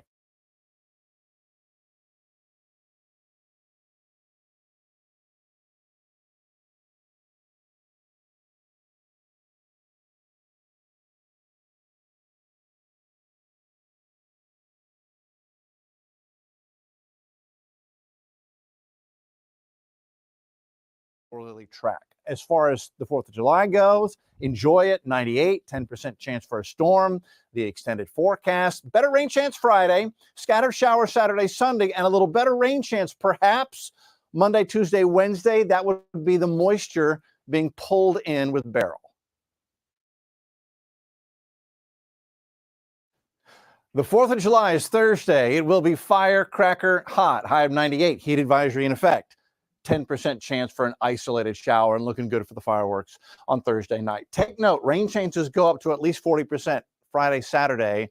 That is because of a little bounty that's going to come in from the north. So Thursday, 4th of July, mostly hot and dry.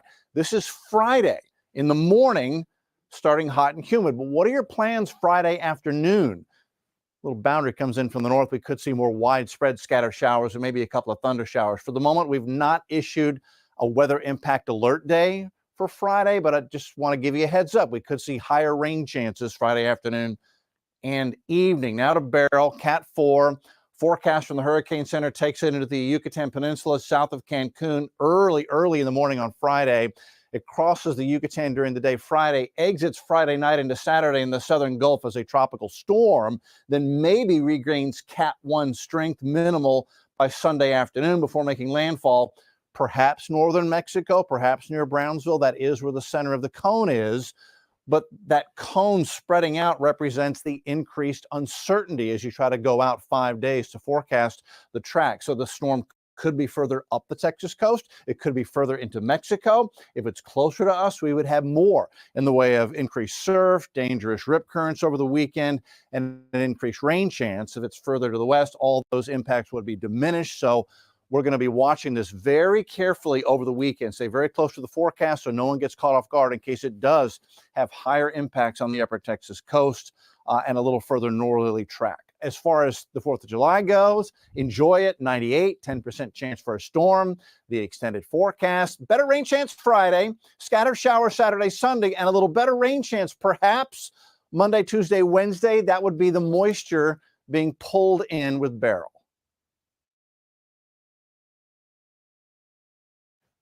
The 4th of July is Thursday. It will be firecracker hot, high of 98, heat advisory in effect.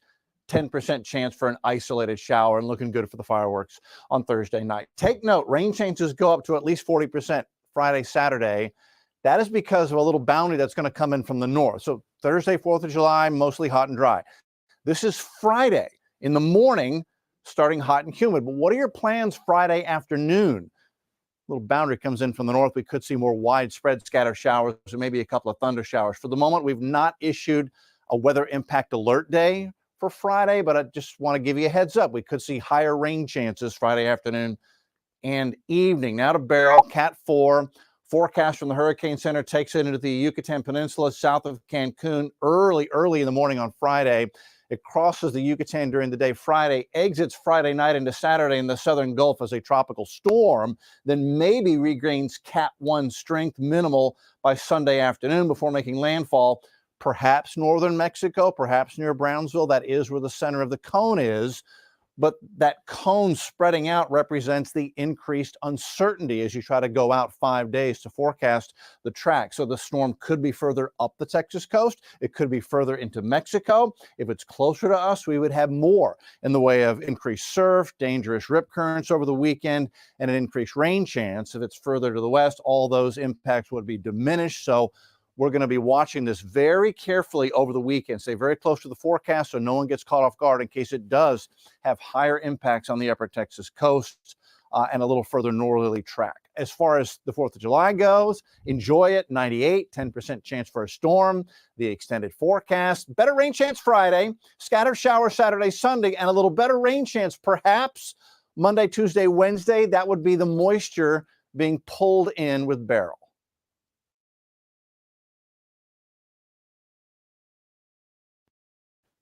The 4th of July is Thursday. It will be firecracker hot, high of 98, heat advisory in effect. 10% chance for an isolated shower and looking good for the fireworks on Thursday night. Take note, rain.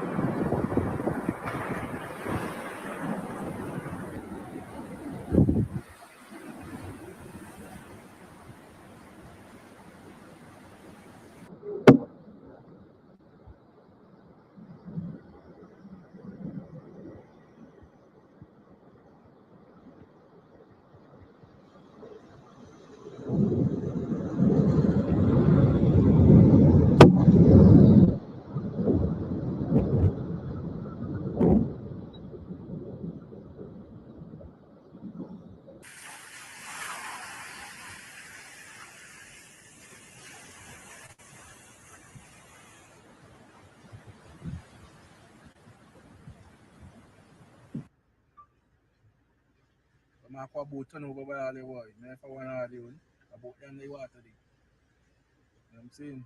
You probably might know which one been Panda more in there.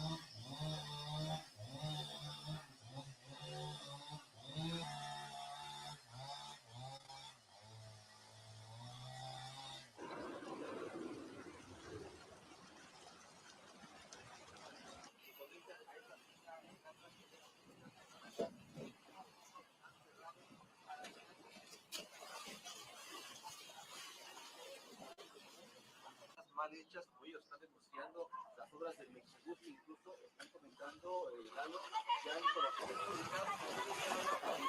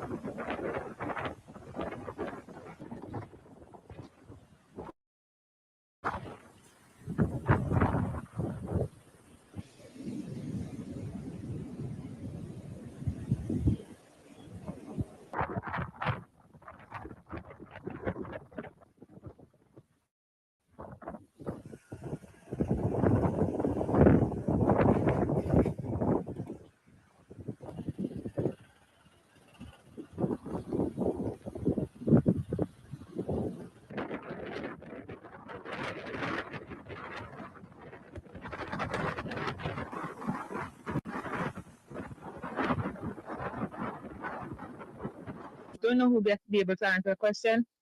I just want to know, is there any mandatory evacuation for people in the low-lying areas? I've been in constant communication with all of my colleagues within the CARICOM region at a political level, from all of yesterday into the wee hours of this morning and today.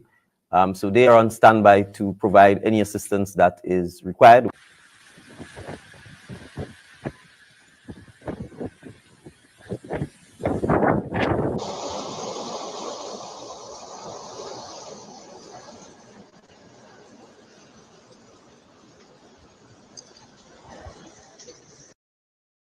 Tired of overpaying for rent? What if we told you that you could live somewhere for only $119 a week? It's not a trick. When you live in a pad split, you get everything you need, all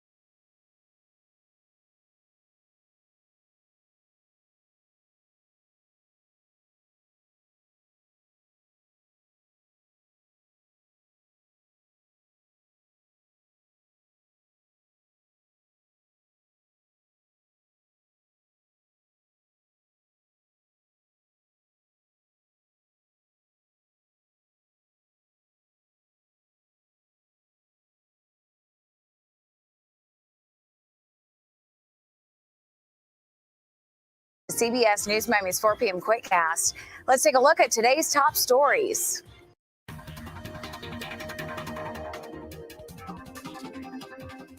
And taking a live look outside, a little overcast right now, but we are also keeping our eyes on the tropics. Beryl could reach a major hurricane intensity as it passes over Jamaica. Let's get right to next weather chief meteorologist and hurricane specialist Ivan Cabrera. All right, thank you very much. As we check in on the Beryl here, we still have a Category 4 storm, although I think the next advisory will see some weakening, thankfully, here for Jamaica. I think Kingston, escaping the brunt of what could have been a catastrophic storm for them. I've been watching the cameras from there. They have been gusting, 50, 60, even 70 miles an hour, but those 140-mile-an-hour winds have stayed offshore. Now, interestingly enough, the coastline here ejects out with Rocky Point there, so they are physically closer to the I-1. I think they are getting the brunt. Less populated area here, but they're getting the brunt of Beryl as we speak, and then this moves over to Treasure Beach and eventually over on the west coast. And these are some of the wind gusts we've been clocking here. I think 67 is the highest I've seen so far. We have very few reporting stations here, so we'll just see how things, fare out for folks across Jamaica. This then eventually heads over to Yucatan Peninsula and then into the Gulf of Mexico. Forecast still tricky here as we still aren't quite sure what's going to happen. This has the potential to still become a hurricane once again after it weakens to a tropical storm in the Bay of Campeche and then lifts north, perhaps up to Brownsville or Corpus Christi with some significant wind and also heavy rainfall. Look at the heat index for us. That's the story here. Are you feeling it? 91 degrees. We're under a heat advisory. The east wind has taken over, and that has allowed for the clouds and the showers that typically cool us off this time of year.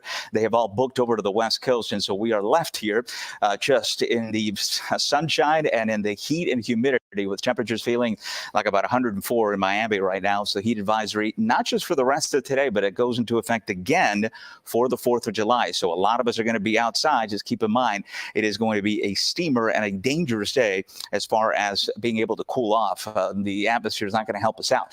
We do have some inland storms, but very similar forecast to tomorrow. I don't think we're going to be raining here much. That includes 4th of July evening, and then the storms do return as chances come back up with a south wind and some moisture working its way back in here. So back to some slow-moving storms for Saturday and Sunday. I think both of the typical weekend days here are going to be seeing some showers and storms back in the forecast. But as we put this in motion through the 4th of July, you see east wind and not much activity, full sunshine. So that's going to keep us in the, just heat and humidity for quite some time. So again, Hurricane Beryl, we'll keep you posted on that. That's the 2 p.m. advisory. You join us at 5 o'clock. We'll have the brand new update from the National Hurricane Center.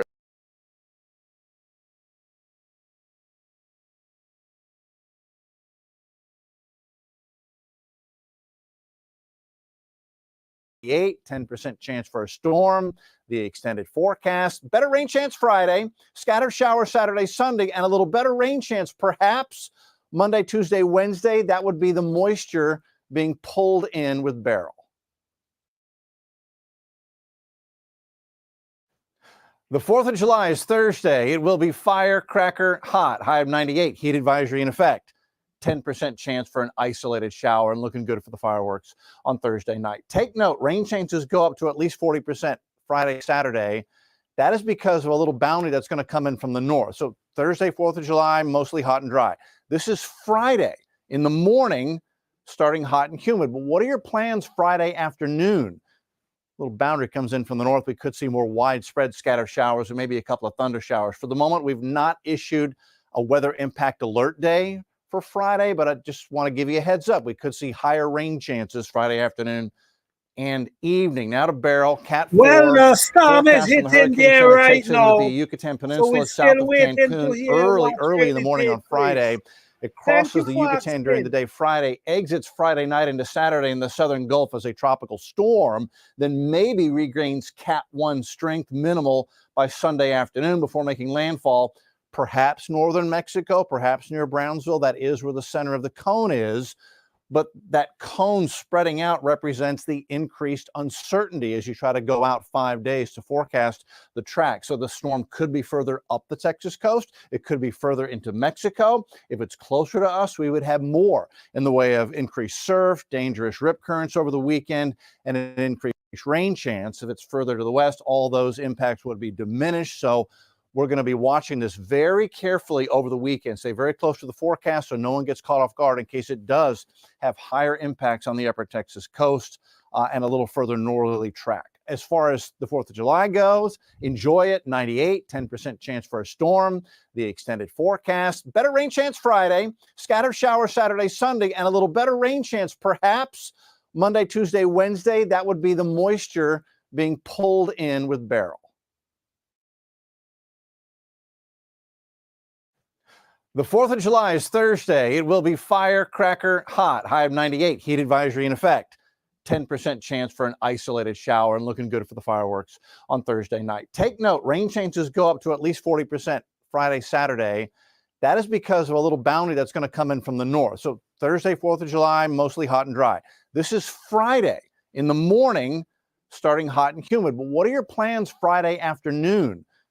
Little boundary comes in from the north. We could see more widespread scattered showers and maybe a couple of thunder showers. For the moment, we've not issued a weather impact alert day for Friday, but I just want to give you a heads up. We could see higher rain chances Friday afternoon and evening. Now to Beryl, Cat 4. Forecast from the Hurricane Center takes it into the Yucatan Peninsula south of Cancun early in the morning on Friday. It crosses the Yucatan during the day Friday, exits Friday night into Saturday in the southern Gulf as a tropical storm, then maybe regains Cat 1 strength, minimal by Sunday afternoon before making landfall. Perhaps northern Mexico, perhaps near Brownsville. That is where the center of the cone is. But that cone spreading out represents the increased uncertainty as you try to go out 5 days to forecast the track. So the storm could be further up the Texas coast. It could be further into Mexico. If it's closer to us, we would have more in the way of increased surf, dangerous rip currents over the weekend, and an increased rain chance. If it's further to the west, all those impacts would be diminished. So we're going to be watching this very carefully over the weekend. Stay very close to the forecast so no one gets caught off guard in case it does have higher impacts on the upper Texas coast and a little further northerly track. As far as the 4th of July goes, enjoy it. 98, 10% chance for a storm. The extended forecast. Better rain chance Friday. Scattered showers Saturday, Sunday, and a little better rain chance perhaps Monday, Tuesday, Wednesday. That would be the moisture being pulled in with Beryl.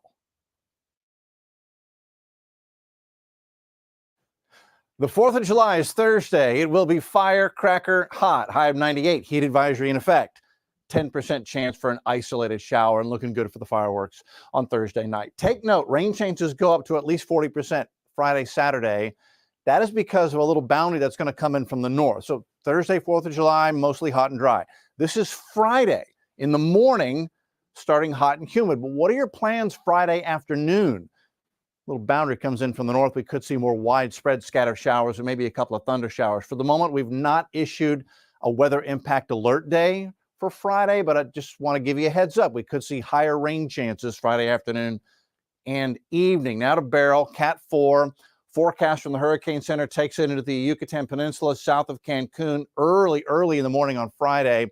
It crosses the Yucatan during the day Friday, exits Friday night into Saturday in the southern Gulf as a tropical storm, then maybe regains Cat 1 strength, minimal by Sunday afternoon before making landfall. Perhaps northern Mexico, perhaps near Brownsville. That is where the center of the cone is. But that cone spreading out represents the increased uncertainty as you try to go out 5 days to forecast the track. So the storm could be further up the Texas coast. It could be further into Mexico. If it's closer to us, we would have more in the way of increased surf, dangerous rip currents over the weekend, and an increased rain chance. If it's further to the west, all those impacts would be diminished. So we're going to be watching this very carefully over the weekend. Stay very close to the forecast so no one gets caught off guard in case it does have higher impacts on the upper Texas coast and a little further northerly track. As far as the 4th of July goes, enjoy it. 98, 10% chance for a storm. The extended forecast. Better rain chance Friday. Scattered showers Saturday, Sunday, and a little better rain chance perhaps Monday, Tuesday, Wednesday. That would be the moisture being pulled in with Beryl.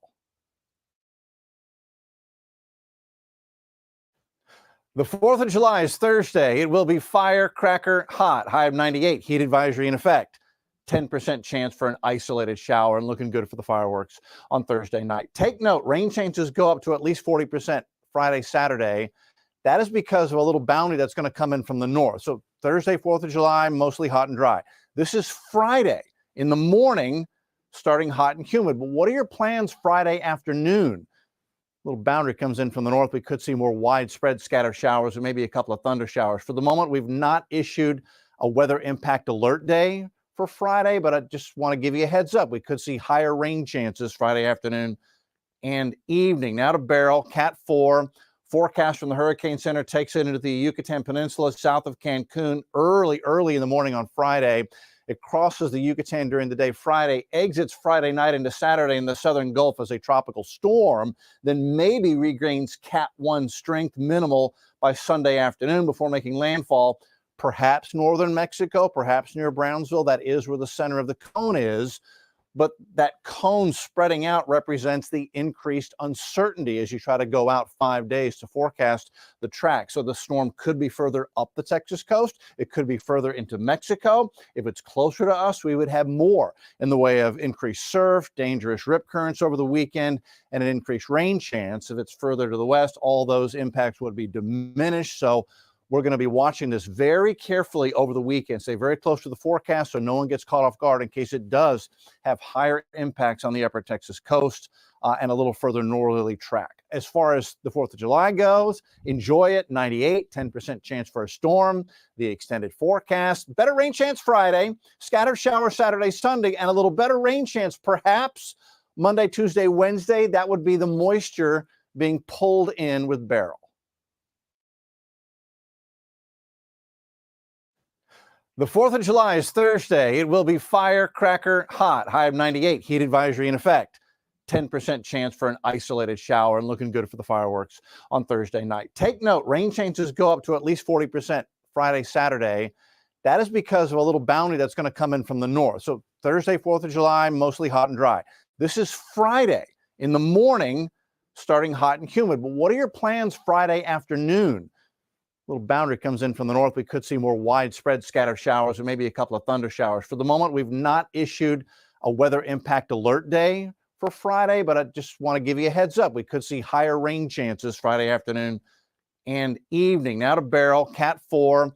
Forecast from the Hurricane Center takes it into the Yucatan Peninsula south of Cancun early in the morning on Friday. It crosses the Yucatan during the day Friday, exits Friday night into Saturday in the southern Gulf as a tropical storm, then maybe regains Cat 1 strength minimal by Sunday afternoon before making landfall, perhaps northern Mexico, perhaps near Brownsville. That is where the center of the cone is. But that cone spreading out represents the increased uncertainty as you try to go out 5 days to forecast the track. So the storm could be further up the Texas coast. It could be further into Mexico. If it's closer to us, we would have more in the way of increased surf, dangerous rip currents over the weekend, and an increased rain chance. If it's further to the west, all those impacts would be diminished. So we're going to be watching this very carefully over the weekend. Stay very close to the forecast so no one gets caught off guard in case it does have higher impacts on the upper Texas coast and a little further northerly track. As far as the 4th of July goes, enjoy it. 98, 10% chance for a storm. The extended forecast. Better rain chance Friday. Scattered showers Saturday, Sunday, and a little better rain chance perhaps Monday, Tuesday, Wednesday. That would be the moisture being pulled in with Beryl. The 4th of July is Thursday. It will be firecracker hot, high of 98, heat advisory in effect. 10% chance for an isolated shower and looking good for the fireworks on Thursday night. Take note, rain chances go up to at least 40% Friday, Saturday. That is because of a little bounty that's going to come in from the north. So Thursday, 4th of July, mostly hot and dry. This is Friday in the morning, starting hot and humid. But what are your plans Friday afternoon? Little boundary comes in from the north. We could see more widespread scattered showers or maybe a couple of thunder showers. For the moment, we've not issued a weather impact alert day for Friday, but I just want to give you a heads up. We could see higher rain chances Friday afternoon and evening. Now to Beryl, Cat 4. Forecast from the Hurricane Center takes it into the Yucatan Peninsula south of Cancun early in the morning on Friday. It crosses the Yucatan during the day Friday, exits Friday night into Saturday in the southern Gulf as a tropical storm, then maybe regains Cat 1 strength minimal by Sunday afternoon before making landfall, perhaps northern Mexico.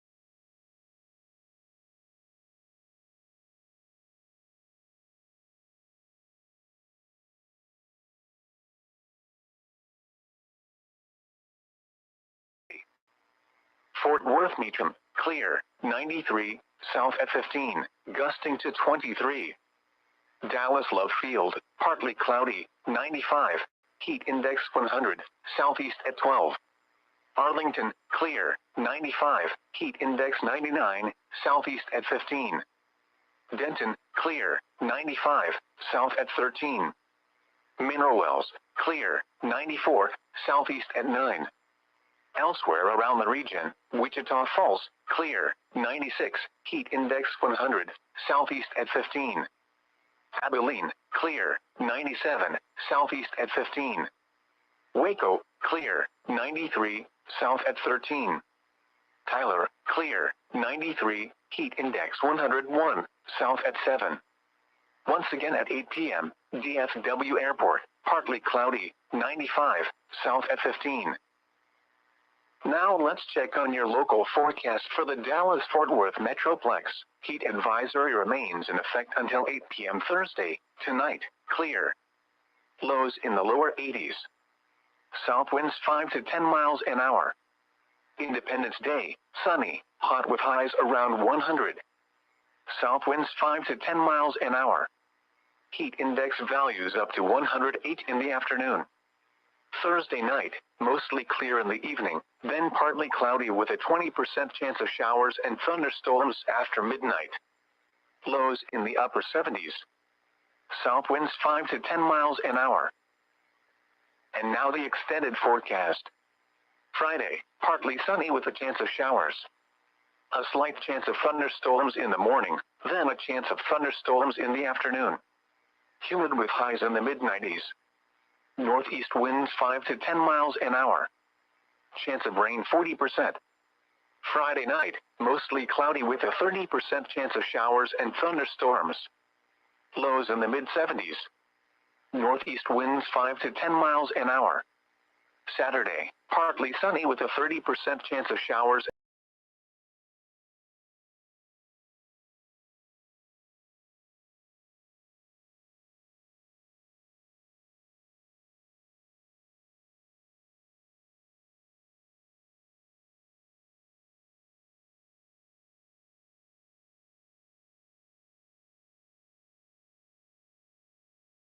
People are homeless, they need food, they need water. Thousands of Vincentians fleeing Union Island after Category 4 Hurricane Beryl wreaked havoc through the southern Grenadines, claiming at least 3 lives so far.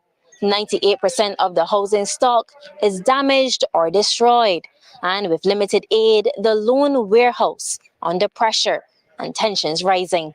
With electricity and telecommunications still down, it's difficult to get a true assessment of those impacted remotely. But the Caribbean Disaster Emergency Management Agency, SEDEMA, has deployed a rapid needs assessment team analyzing critical issues. As a part of this rapid needs assessment team, we have on the ground social sector specialists, we have structural engineers, we have telecommunication specialists, we have agricultural specialists, and we also have individuals from WASH and the health as well to help us conduct these rapid assessments on the ground. We also have, as a part of the RNAT team, the IOM on the ground, which is assisting with the shelter situation and the shelter management and assessments. Of course, these assessments will give us a better rapid analysis of the situation on the ground to help us to be able to charter the response, the operation tailored to suit the needs and to support the early recovery efforts here in St. Vincent and the Grenadines. Reporting from Union Island, St. Vincent and the Grenadines, Crystal Hoyt, CBC News. Ready to be an e-commerce pioneer? Our baked-in premium plugins give you the best in. Right now we're tracking Beryl with a historic hurricane, still a Category 4. It's strengthening as it passes over Jamaica at this hour. Look at that. Wow. And let's take you now to some live pictures from Jamaica where Beryl could make a direct strike this afternoon. And it could be the worst hurricane to strike that country and at least 17 years. Again, we're looking live. This is Kingston, Jamaica. You can see some rain starting to set in there, and virtually it's a ghost town right now, and for good reason. As we know, the island is getting prepared, and hopefully a lot of people have evacuated as well. Exactly, or just hunkering down for sure. And Beryl is on the move after leaving behind a trail of destruction in the Caribbean, already causing some major damage and at least 6 deaths. We do have team coverage right now on this hurricane. And we want to start off with our Weather Authority meteorologist, Jordan Patrick, as we continue to watch Beryl's path. And I mean, this is just a monster of a storm, Jordan. It really is. And it just goes to show how powerful the storm is, because even though it's encountering some wind shear, still a major catastrophic Category 4 hurricane as of the 11 a.m. advisory. Winds of 145 miles per hour, moving west-northwest at 18. And it's just 75 miles to the south and east of Kingston, Jamaica. Now, the placement of this eye wall is really going to be the biggest factor in how much of an impact Jamaica sees. The official forecast cone has it grazing just south of the Jamaican island, but any slight wobble towards the north could bring that very catastrophic eye wall with those 145 mile per hour winds right onto the southern coastline of Jamaica. But regardless, hurricane warnings in effect as their conditions are deteriorating very quickly. Cayman Islands very quickly will be the next ones to feel Beryl's wrath, either a Category 4 or a very strong Category 3 hurricane Wednesday overnight into early Thursday morning. That's when the Cayman Islands will feel Beryl's effects. Then moving over towards the Yucatan Peninsula, continuing to weaken from that wind shear that I mentioned, but still a strong Category 2 hurricane. So we do have hurricane warnings in effect for the Yucatan Peninsula of Mexico, then moving off into the southern Gulf of Mexico. Now, the change that we see with this forecast cone today is that the National Hurricane Center is now saying it could re-strengthen back into a hurricane before making landfall yet again somewhere in the southern Texas, northern Mexico border. So we'll keep our eyes on that. Texas definitely needs to watch this system.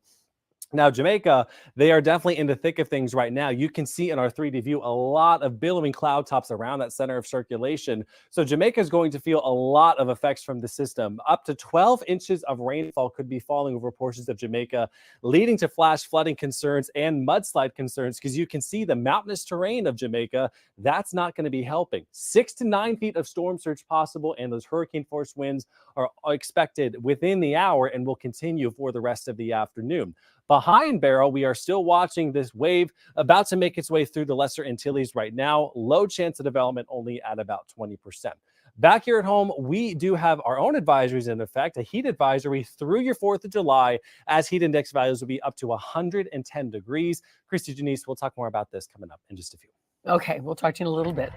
Taking you back to those live pictures in Jamaica as they brace for Beryl, and it could make a direct impact later on this afternoon. And meanwhile, the cleanup is underway in other areas in the Caribbean already affected by the hurricane. And the storm has left behind, as I mentioned, a trail of destruction. And Local 10 Syra Onwer is in our newsroom with a look at some of that damage. Syra? Christy, Janice, Beryl leaving that path of destruction across southeast Caribbean islands yesterday. The most severe damage on the island of Carriacou in Grenada.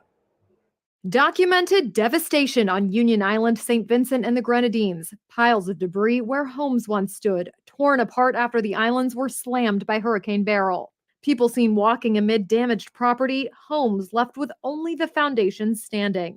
After Beryl made landfall Monday, officials say 3 people were reported to have been killed in Grenada and Carriacou, and another in St. Vincent and the Grenadines. 2 other deaths reported in northern Venezuela, where 5 people are missing.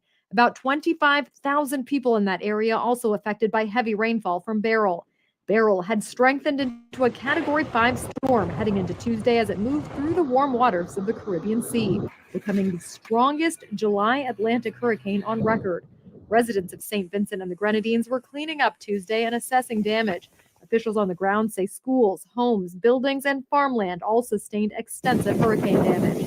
On Union Island, authorities say 90% of the houses were either destroyed or severely damaged, and the roof of the Union Island airport was ripped off by the hurricane's brutal winds.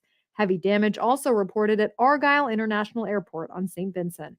After touring the damaged areas yesterday, the Prime Minister of St. Vincent and the Grenadines said that Beryl, quote, left in its wake immense destruction. Back now to those live pictures from Kingston, Jamaica. People preparing for Beryl to hit as a Cat 4. Many people leaving, coming to Florida. We were showing you earlier this morning those flights full of Jamaicans trying to leave before it hits potentially this afternoon. Now, the last strong hurricane to hit the Southeast Caribbean was Hurricane Ivan 20 years ago, which killed dozens of people in Grenada. And aid efforts have already kicked off to help victims of Beryl's destruction. We have a lot more information on that on our website, local10.com. In the newsroom, Syra Onwar, Local 10 News. Syra, thank you. And talk about dangerous but important work. The famed hurricane hunters have been flying nonstop above Hurricane Beryl. On Tuesday, they sent back this video showing the eye of the hurricane while flying in the plane they called Miss Piggy. She is one of two P3 Orions that the hunters used to send back to the minute, up to date data about tropical systems. Very important work and how we're able to forecast and see these storms. And we hope you don't get seasick, though, seeing this. Checking out the conditions in the Caribbean Sea, a special drone called Sail Drone captured this video about 115 miles south of Puerto Rico yesterday. Oh my goodness, this is north of where Beryl was tracking yesterday, but you can see that the hurricane was kicking up major swells. That drone, by the way, recorded 22-foot waves. Sail Drone has drones placed all over the tropics. They document important information about hurricanes and storms. Would not want to be that drone. Drinking warm water before bed balances blood sugar levels and reverses type 2. Thousands of people are apparently regaining.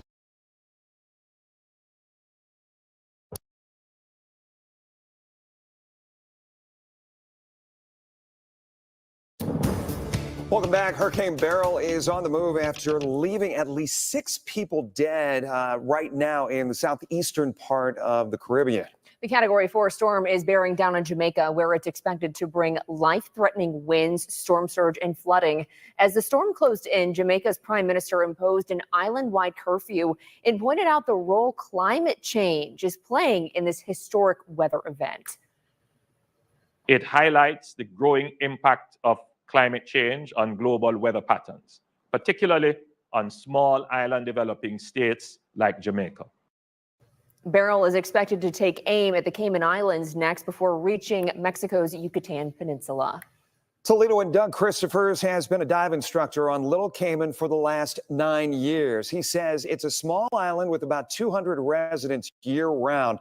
He says they started preparing for the storm the last couple of days, taking up all their gear, and vacationers, he said, have all been evacuated. When we see the storms coming, we all have the attitude that they're not going to hit us. It's human nature, and we're like, we're small. They're not interested in us. But when it gets, so really it's a hurry up and panic mode, because when we got 2 days ahead and we're like, oh, it is coming, we have to really put in big hours to make things happen in regard to stripping the boats, putting everything away as far away from the sea as you can. Christopher says they're expecting some storm surge, but we'll know more once it makes landfall in Jamaica and there's a better indication of the direction of the storm. Our team of meteorologists keeping an eye on this storm as well. Let's bring in meteorologist John Birchfield. John, at this rate, if the storm keeps moving, could it hit the U.S. at any point? It will by the end of the holiday weekend, but right now it's the Cayman Islands that are next in the line of fire. We have the latest satellite imagery on this major Category 4 storm. There's Jamaica, and the eye is just to the south of the island of Jamaica. And that rapid intensification, in part due to climate change, has to do with the very warm ocean waters with sea surface temperatures that are anomalously warm. Those bright red colors indicate water temperatures that are above average for where they should be this time of year. The latest stats on Beryl, 140 miles per hour. That was just based on the last 5 p.m. update from the National Hurricane Center, and that puts it at a Category 4. It's moving in the west-northwest direction at 20 miles an hour. So again, the Cayman Islands next in the line of fire of this storm. There's Jamaica, Montego Bay, Kingston, cities you may be familiar with, and that eye not quite as visible as was a Cat 5, but the eye just to the south there of the island of Jamaica. There are hurricane warnings that are currently in effect across the periphery of the island, and And the track on this storm moving in that west-northwest direction. It is expected to make landfall on the Yucatan Peninsula, could regain some intensity in the Gulf with the warmer waters of the Gulf of Mexico. Here's the impact to the United States expected on the tail end of the holiday weekend. This is Sunday, and there's Brownsville, Texas, where a tropical storm or low-end hurricane could make impacts. We'll continue to keep you updated throughout the holiday weekend as Beryl eventually impacts the United States. Kaylee? All right, thanks. How to stay cool during this summer's heat wave. All right, guys, thank you for joining. I appreciate each and every one. You could join me back in the morning. I will be continuing this journey in the morning. You guys have a blessed and wonderful night. And let's send a positive energy out to the islands where all that devastation happened. We wish everyone all the best. And for the people who go into the heat wave, stay out of that heat as much as you can. So let's just be positive, guys. Join me back. Don't forget to subscribe. Don't forget to subscribe to this channel because we have lots of videos coming. And you guys have a blessed and wonderful night. See you guys tomorrow.